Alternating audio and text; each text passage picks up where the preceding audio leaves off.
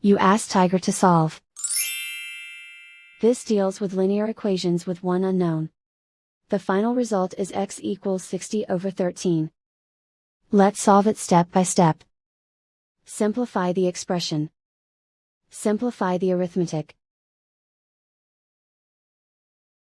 Group all constants on the right side of the equation. Subtract 120 from both sides. Simplify the arithmetic.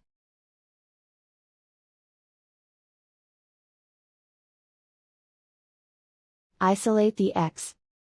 Divide both sides by 13. Simplify the fraction. And so the final result is x equals 60/13.